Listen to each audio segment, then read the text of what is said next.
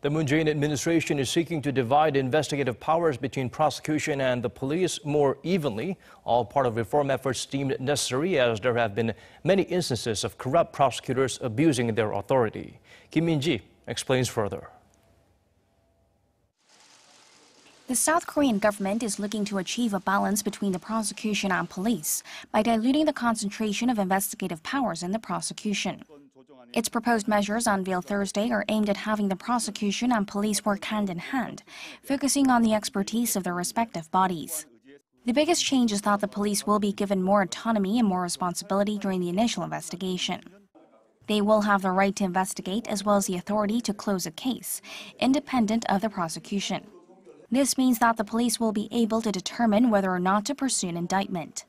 Under the current system, the police can open a case but cannot close it without approval from the prosecution, while investigations by the police are required to be overseen by a prosecutor.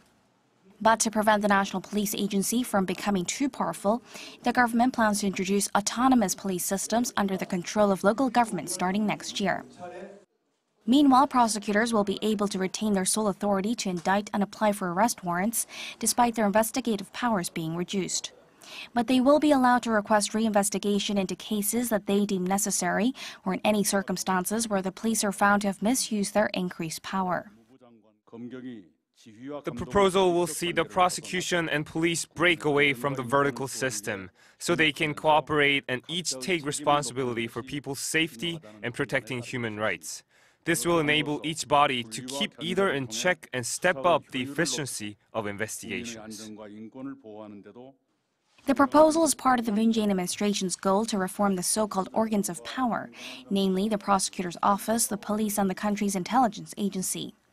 Calls to overhaul the prosecution have been mounting as the country has gone through a long period of irregularities that have infuriated the public. Prosecutors have been known to take advantage of their excessive power in high-profile cases of powerful people, such as politicians and business tycoons, for their own personal or financial benefit.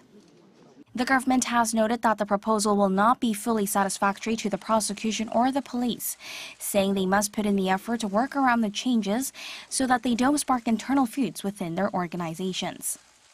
The proposal is now being passed to the National Assembly, where lawmakers will deliberate over the specifics and draw up a bill.